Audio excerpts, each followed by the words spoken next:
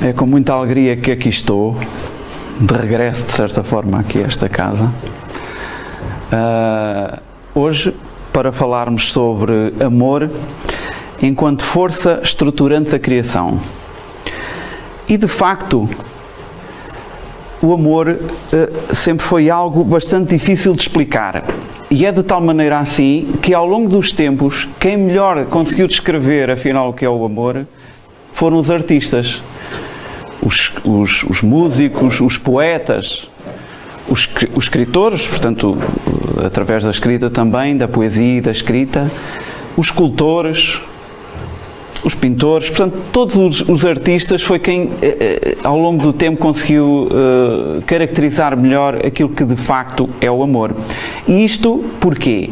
Porque o artista, através daquilo que faz, das obras que cria, cria-as com muito mais emoção do que razão. E, portanto, isso quer dizer que o amor tem muito mais a ver com sentimento do que com razão. É muito mais explicável através do sentimento, é muito mais sentido do que propriamente racional. Daí que nós, com muita frequência, ouvimos aquela verbalização daquela expressão que diz: o amor não se explica, sente-se. E de facto o amor é tão abrangente que abrange todas as facetas da vida, da nossa vida e da própria criação, da criação do próprio universo, de todo o universo. O amor está presente em tudo. E hoje vamos também tentar ver novas perspectivas daquilo que é o amor, áreas que talvez nunca nos tenhamos apercebido, mas nas quais o amor também está presente. E de tal maneira o amor é abrangente que nós, com muita facilidade, também no dia-a-dia, nas nossas conversas, como forma de caracterizar o amor, nós ouvimos expressões como a lei do amor, a força do amor, energia do amor, sentimentos de amor, relações de amor. Também há as relações do amor, mas isso é outro assunto, e manifestações de amor. Portanto, há uma infinidade de expressões nas quais nós utilizamos o amor, porque de facto ele é muito abrangente. E hoje, ao falarmos do amor e nessa perspectiva diferente, um pouco diferente, de enquadrar também o amor num contexto da criação, nós vamos fazê-lo à luz da doutrina espírita.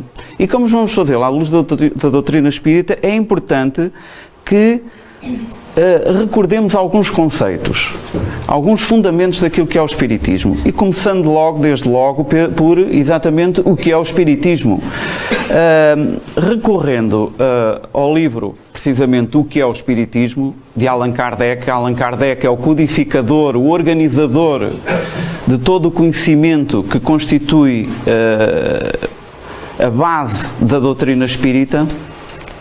E, portanto, num prefácio do livro O que é o Espiritismo, de uma das versões,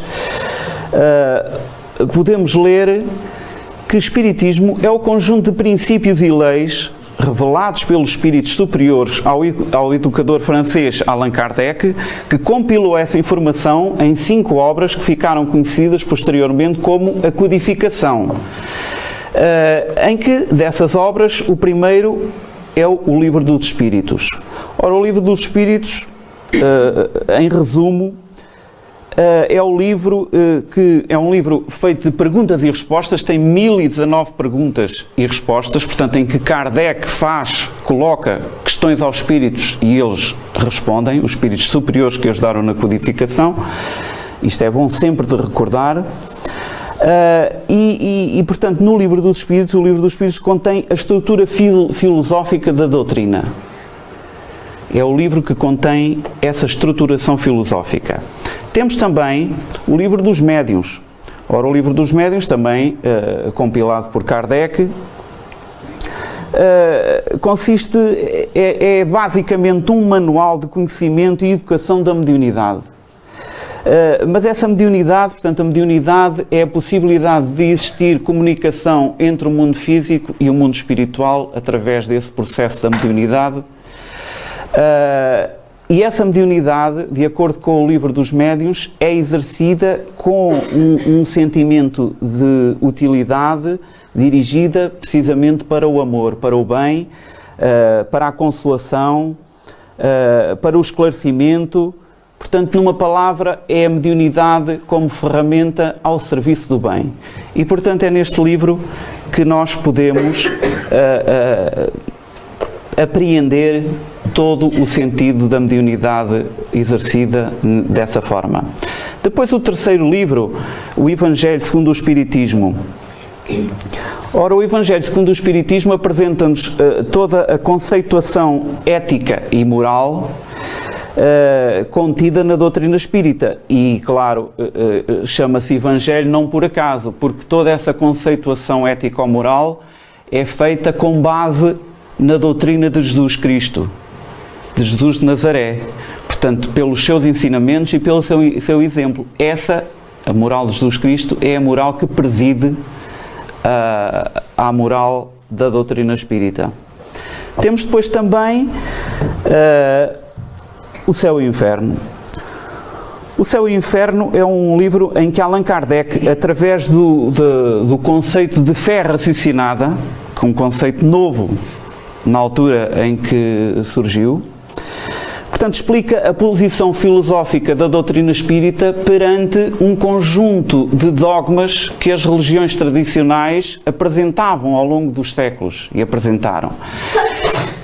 E nesse livro ele também não se coíbe, Allan Kardec não se coíbe de colocar as próprias, estas ideias novas que de certa forma estavam a surgir através do Espiritismo, não se coíbe de as colocar perante a análise da própria ciência. E essas ideias novas são tão simples como a própria reencarnação, a lei de causa e efeito, todo um conjunto de ideias novas que o Espiritismo de alguma maneira veio trazer e explicar. E então o último livro da codificação, a Gênese.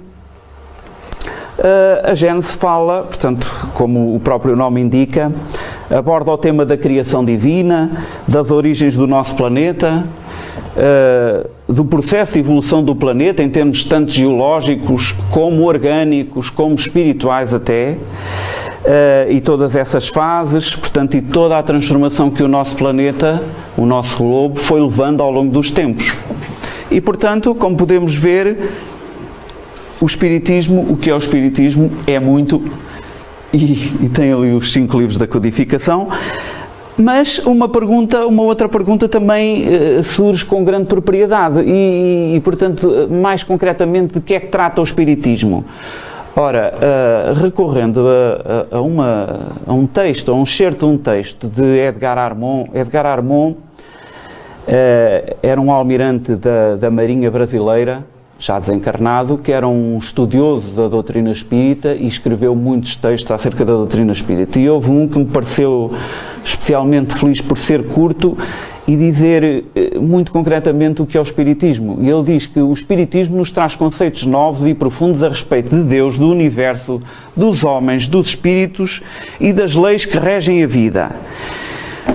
Nos faz ver quem somos, de onde viemos, para onde vamos, qual o objetivo da nossa existência e qual a razão da dor e do sofrimento.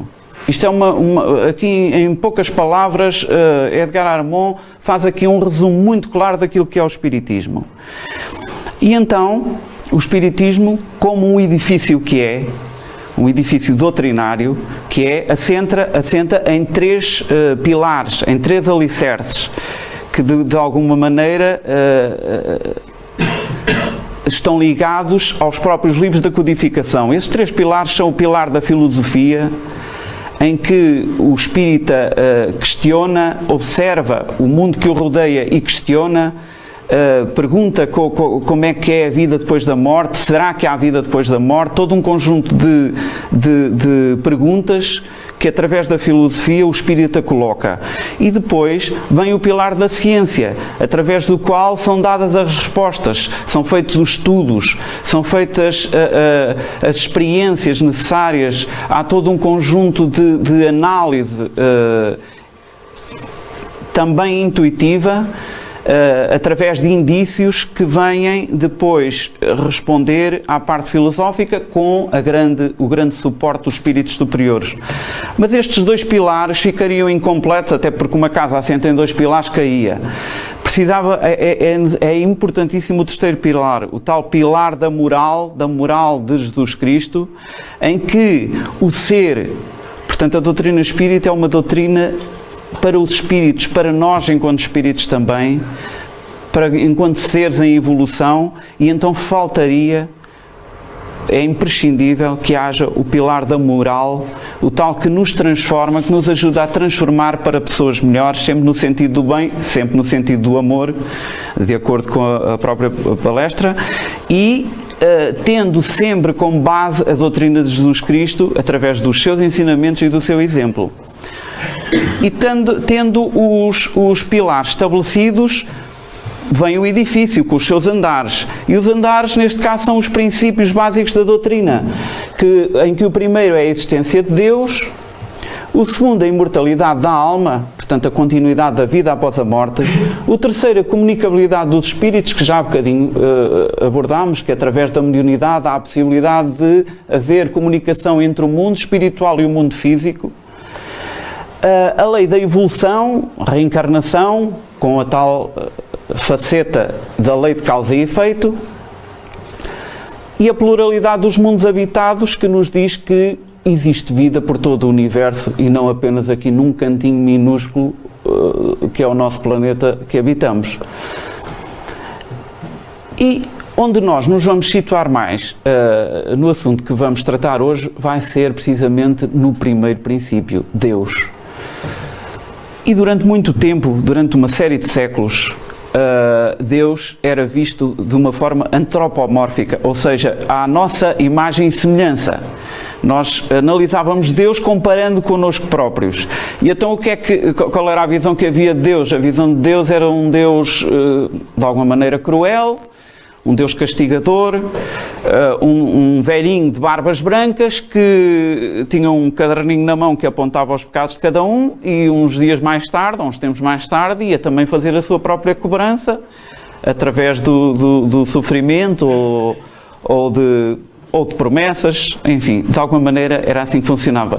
Com a evolução do próprio pensamento humano, com a evolução das civilizações, tornou-se claro que esta não seria a forma certa de ver Deus, porque era estar a ver Deus de uma forma muito reduzida, de uma forma que não era compatível com a grandeza daquilo que é Deus. E então é assim que, na primeira pergunta do Livro dos Espíritos, o tal primeiro livro da codificação, Allan Kardec, com toda a sua sabedoria e toda a sua perspicácia, a primeirinha pergunta que ele coloca aos espíritos superiores não é nem quem é Deus, nem como é Deus, nem onde está Deus. É que é Deus. É uma pergunta claramente aberta de quem percebe que nós não conseguimos abranger Deus, nem podemos limitar Deus a uma forma, a um enquadramento que só nós é que por comparação a nós próprios é que entendemos. E então ele pergunta que é Deus. Ao que os espíritos respondem, Deus é a inteligência suprema, causa primária de todas as coisas. Isto é de facto aquilo que nós sabemos de Deus e da sua grandeza. É a causa primária de todas as coisas, inteligência suprema. E então, legitimamente, podemos colocar a pergunta: é possível definir Deus? E a resposta também é muito clara. Não dos espíritos, mas neste caso é minha. Não, para nós não é possível definir Deus, porque para definir Deus teríamos de o circunscrever, porque definir também significa limitar. E não é possível dar uma definição que por si e por definição é limitada a algo que é infinito, neste caso Deus. Portanto, para nós, no estado evolutivo em que estamos, aqui ligados ao nosso planeta, não é possível ter uma ideia completa, nem de perto, daquilo que é Deus. E então outra pergunta se pode colocar: como compreender então a sua existência? É-nos possível compreender a sua existência? Ora bem, durante muito tempo também, ou durante algum tempo, mas mais recentemente, a forma de compreendermos Deus é através dos seus atributos. Portanto, Deus é justo e bom, é eterno, imaterial, imutável, único, omnipotente, perfeito.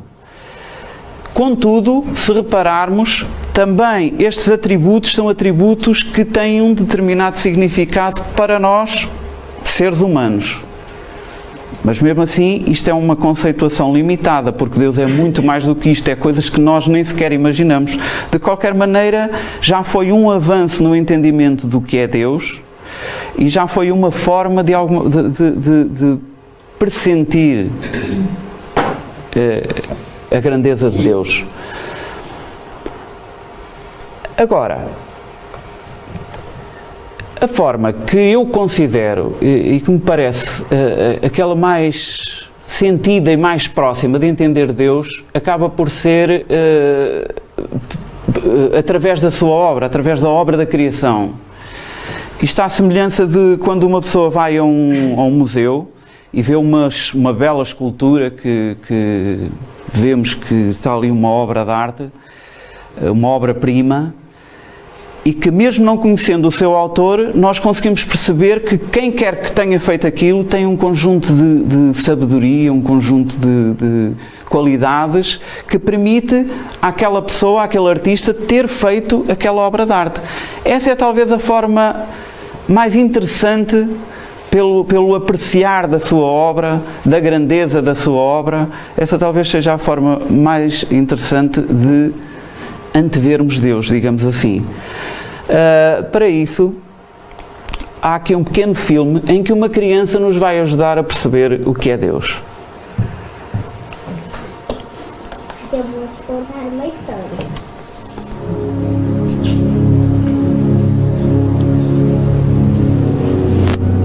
Eu aprendi que o universo é bem grande e tem mais de 100 bilhões de galáxias.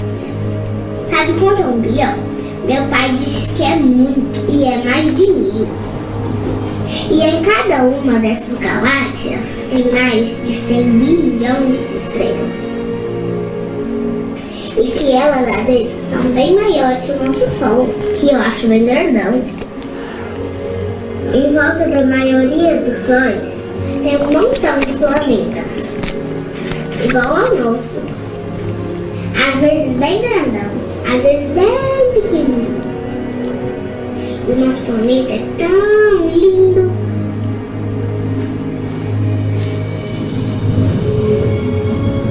Tem mais, tem plantas, um monte de animais, super legal.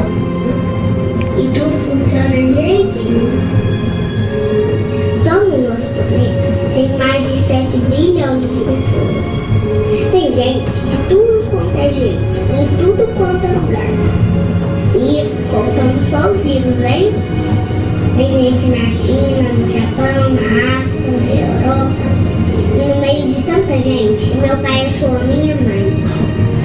Meu pai também contou que o corpo dele tem mais de 1 trilhão de células.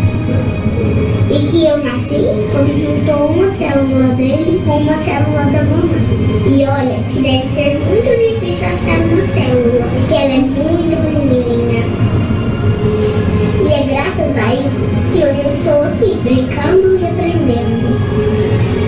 Então, quando alguém me pergunta se Deus existe, ou me fala, a célula do papai encontrada na mamãe, entre 1 trilhão de células, entre 7 bilhões de pessoas, entre vários planetas, entre bilhões de sóis, em bilhões de galáxias. Foi tudo um tal de acaso? Eu falo, você tem tempo? Porque eu vou te contar uma história.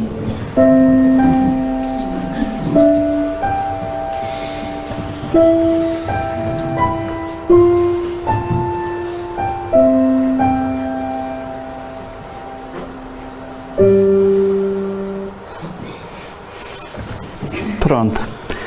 E então, como diz a menina, nada disto pode ser por acaso, porque o acaso não existe. Albert Einstein, considerado o maior físico do século XX, costumava dizer que Deus não joga aos dados. numa alusão clara a que tudo aquilo que podemos observar na criação não existe por acaso.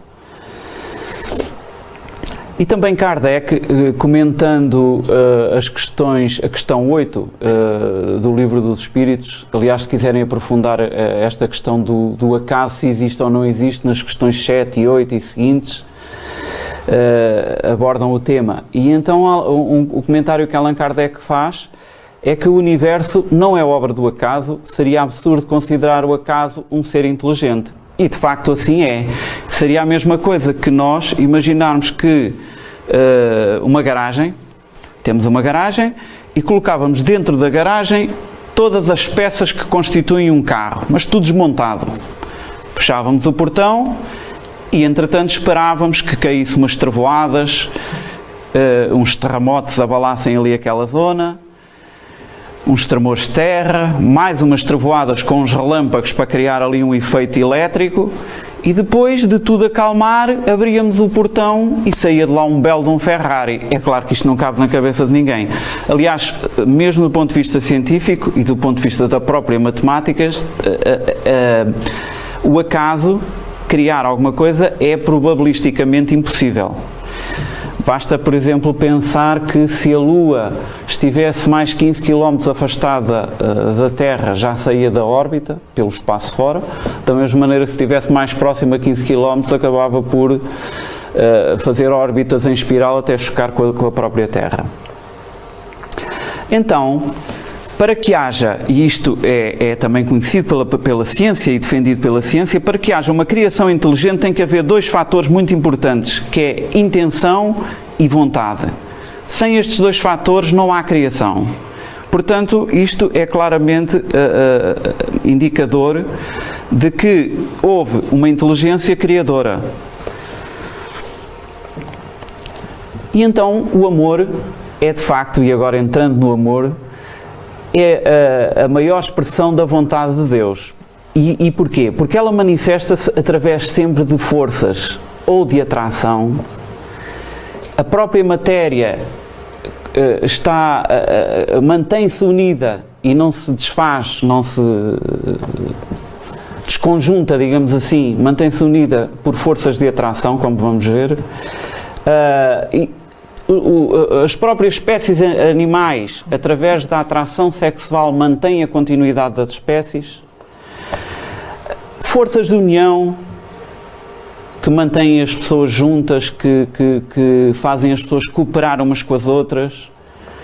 Forças de coesão social, coesão familiar. Portanto, todas as forças resultantes do amor são forças de união, de coesão, de atração. E tudo isto faz com que a maior força do universo seja de facto o amor. Temos aqui uma imagem de um átomo. Um átomo, quando nós vemos a matéria compacta, parece-nos que pronto, é uma coisa sólida, uma coisa consistente, sem espaços vazios. No entanto, se tivéssemos a possibilidade de agarrar num microscópio altamente potente e ampliar muito a matéria que nós vemos, iríamos ver que afinal a matéria que nos parece densa, também ela é composta por pequeninas partículas, chamadas átomos, que por seu turno também são compostas por outras partículas ainda mais pequenas. Temos ali uma imagem de um átomo, em que no meio, aquela zona mais brilhante, no meio é o núcleo, chama-se o núcleo, tem também ela também composta por outras partículas, e ali aqueles rodopios à volta do núcleo temos os elétrons sempre em órbita em volta do núcleo, e é isto que forma o átomo, que por sua vez se mantém sem se desintegrar devido também a forças de atração. O núcleo mantém-se unido devido a forças de atração, os elétrons mantêm-se em volta do núcleo devido a forças de atração, todas estas forças resultantes do amor da criação. Depois, por outro lado, os próprios átomos, juntando-se também por forças de atração uns aos outros, formam moléculas. E essas moléculas, dependendo do seu caráter de união umas às outras, vão também formar diferentes tipos de corpos, de maneira que, quando nós temos corpos sólidos, as forças de atração molecular portanto, que compõem aquela matéria, as forças de atração molecular e intramolecular, são fortes. Quando são um bocadinho mais aliviadas, temos os líquidos. Portanto, o líquido já a forma não é constante. E então isso acontece porque as forças de atração molecular já são mais relaxadas, por assim dizer. E quando elas são de facto muito mais leves, essas forças de atração, temos os gases, como por exemplo o ar que respiramos. Tudo isto se mantém estruturado e congregado através de forças de atração resultantes da força do amor.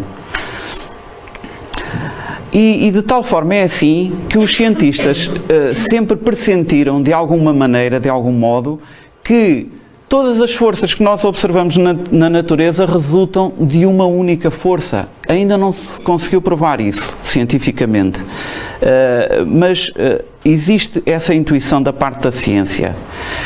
E como é que as coisas são vistas pela ciência neste momento? Neste momento a ciência entende, ou conseguiu perceber e definir, 4 forças. Curiosamente, dessas 4, 3 são as forças, existem só ao nível daquele átomozinho minúsculo que vimos há bocado. 3 delas existem no núcleo. A 4ª força é a força gravítica que mantém os planetas em torno do Sol, no nosso caso, no Sistema Solar, mantém, portanto, os corpos em órbita, a Lua em órbita da Terra.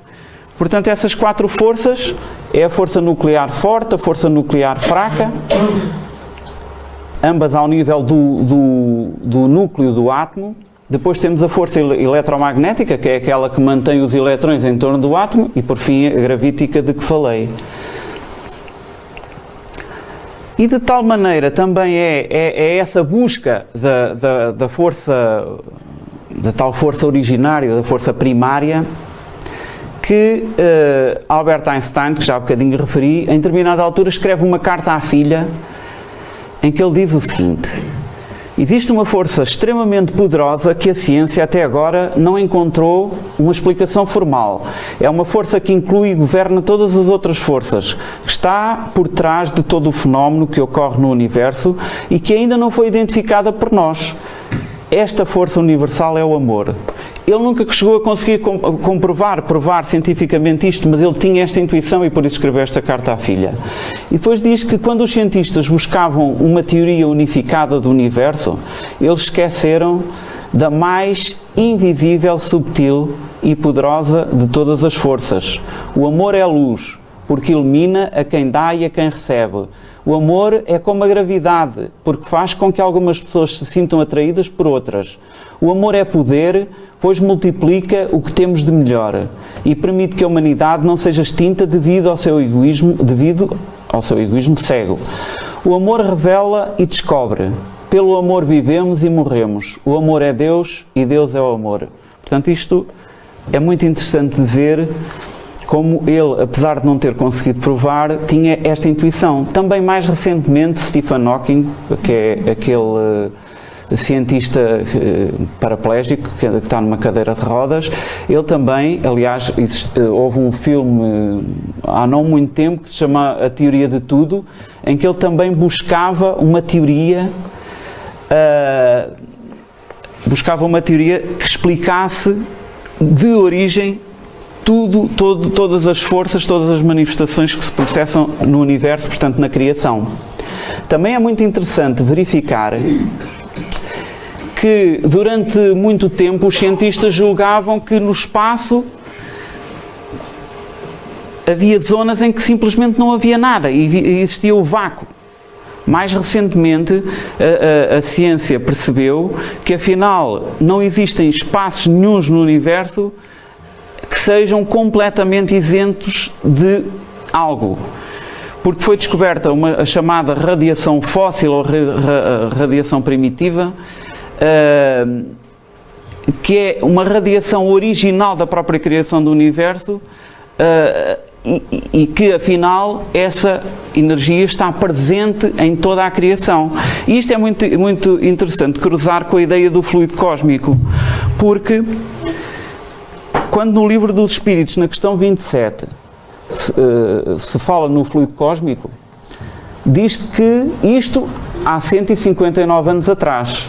Portanto, a ciência veio a posteriori comprovar algo que já o Espiritismo, que já a doutrina espírita tinha na sua codificação, em que se diz: esse fluido universal ou primitivo ou elementar, sendo o agente de que o espírito se utiliza, é o princípio sem o qual a matéria estaria em perpétuo estado de divisão e nunca adquiriria as qualidades que a gravidade lhe dá.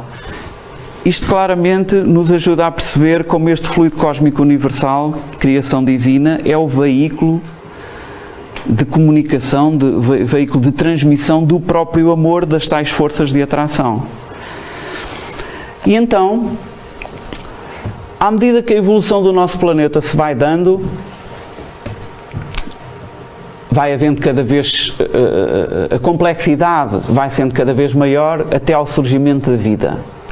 E dentro do surgimento da vida, a complexidade continua e então vem a diversidade da vida. Quando nós vemos o nosso planeta cheio de vida, cheio de espécies vegetais, animais, etc., não há sítio no nosso planeta onde não haja vida.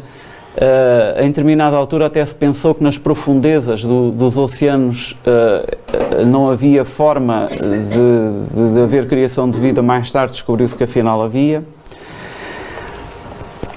Até que, neste roteiro de evolução, a complexidade chegou à inteligência e aqui entra o espírito. Portanto, a inteligência desenvolveu-se porque começou a haver seres na Terra, que neste caso somos nós, seres na Terra que começaram a ter um espírito mais desenvolvido. E então a inteligência foi catapultada pela presença do elemento espiritual. E com com a vinda da inteligência, outra coisa também muito importante surgiu, que foi as emoções e os sentimentos. E aqui, mais uma vez, o amor e as várias facetas do amor foram sempre acompanhando também todo este progresso, toda esta evolução, toda esta complexidade. E então é assim que quando as emoções chegam ao ser humano, têm toda uma variedade, que aqui estão representadas pelos bonequinhos, vários tipos de emoção, que nós temos que ter sempre a preocupação de manter dentro de um certo equilíbrio. Eu vou mostrar um filmezinho também muito pequeno, e este filmezinho vai mostrar como é importante as emoções estarem equilibradas, porque senão geram mal-entendidos, vem o melindre, vem a zanga entre pessoas, etc.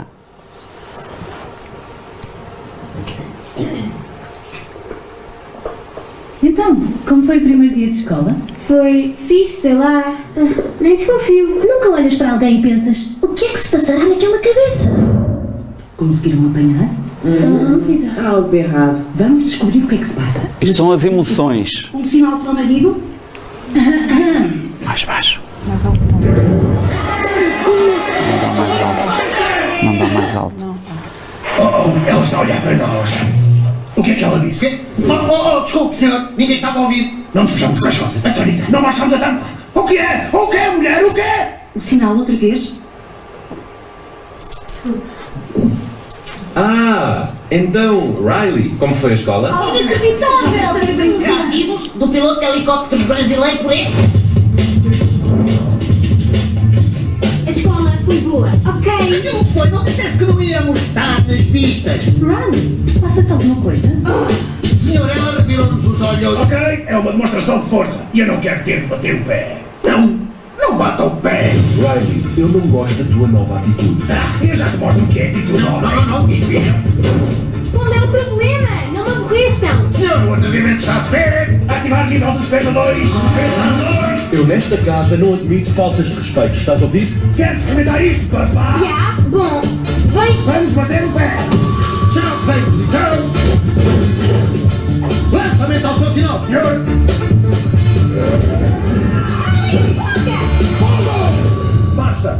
para o quarto. Ele bateu o pé! Ele bateu o pé! Ótimo trabalho, cavalheiros. Isto podia ter sido um desastre. Isto foi um desastre. Pronto, isto são os mal-entendidos. Ups.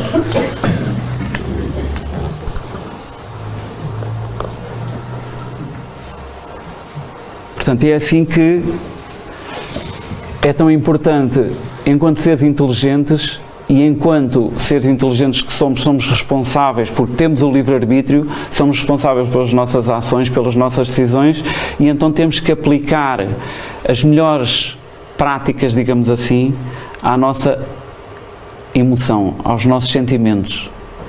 Portanto, saber orientar bem a nossa inteligência emocional de maneira a que os nossos sentimentos estejam ao serviço do bem e do amor, da ligação e não da desunião. E foi para isso que há 2000 anos que Jesus nos veio dar o exemplo, porque de facto antes de Jesus a visão das relações humanas era uma, e Jesus veio marcar completamente a diferença. Antes era o olho por olho, dente por dentro, e depois de Jesus veio a ideia do perdão e do amor. E tudo isto com frases tão simples como: amai-vos uns aos outros, e não fazer aos outros, ou melhor, e fazer aos outros, pode ser dito das duas formas, mas neste caso, fazer aos outros aquilo que gostávamos que nos fizessem a nós. Portanto, com duas frases tão simples, Jesus deixou claramente a ideia daquilo que deve ser a nossa conduta emocional ao serviço do amor e ao serviço do próximo. E também o Espiritismo veio trazer a ideia de que sem caridade não há salvação. Também voltando a reafirmar a ideia do amor como a única forma de que em verdadeira caridade consigamos estar cada vez mais próximos da felicidade e do bem e de Deus, portanto. E portanto todos os seres evoluem através do amor. Os próprios animais, ao nível da sociedade, ao nível da família. Toda a coesão social se processa através da união entre seres.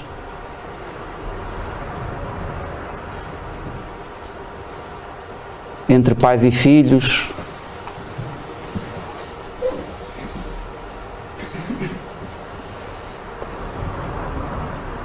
E como eu dizia, em termos de sociedade, só é possível construirmos e fazermos determinadas obras, sendo de algum modo também cooperantes na própria criação, através das sociedades, da civilização. Tudo isso só é possível pela união entre seres e não pela desunião, porque já sabemos que a união pelo amor é criativa, enquanto quando há desunião o que se gera é conflitos e guerras. Até costumamos dizer que juntos somos mais do que a soma das partes. Portanto, juntos conseguimos ser mais fortes, ser mais criativos, ser mais construtores do que individualmente. E também não podíamos deixar de falar que o amor liga as pessoas nos dois planos da vida. Também muito importante pelo nível consolador que isto nos traz quando os nossos entes queridos partem. Porque, de facto, quando o amor existe, essa ligação permanece. De facto, quando alguém morre, não morre, parte, como que para um país no qual nos parece que não temos uma ligação direta com a pessoa, mas muitas vezes ela pode estar também ligada pelos laços do amor, o que é muito reconfortante. E, portanto, podemos dizer, depois de tudo isto, que sem o amor, se não houvesse toda esta energia a envolver todo o universo, toda esta atração, toda esta estruturação do universo, sem o amor as coisas não existiriam simplesmente. Portanto, o amor é sem dúvida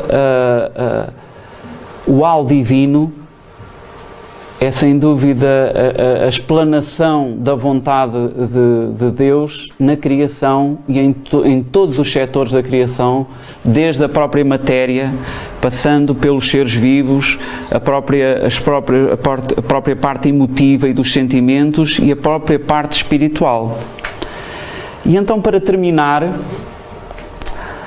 eu deixava o último filme, isto hoje é só filmes, Não é? eu deixava um último filme, que é um filme uma espécie de viagem pelo universo. Tem muitas partes escuras, porque o universo também é escuro, mas de alguma maneira nos permite também observar naquela ideia da criança, que ao observar a obra da criação não ficou com qualquer dúvida sobre a existência de Deus, e então este filme mostra-nos também um pouco daquilo que é a criação divina com o nosso planeta, etc., do macrocosmos, também passando pelo microcosmos.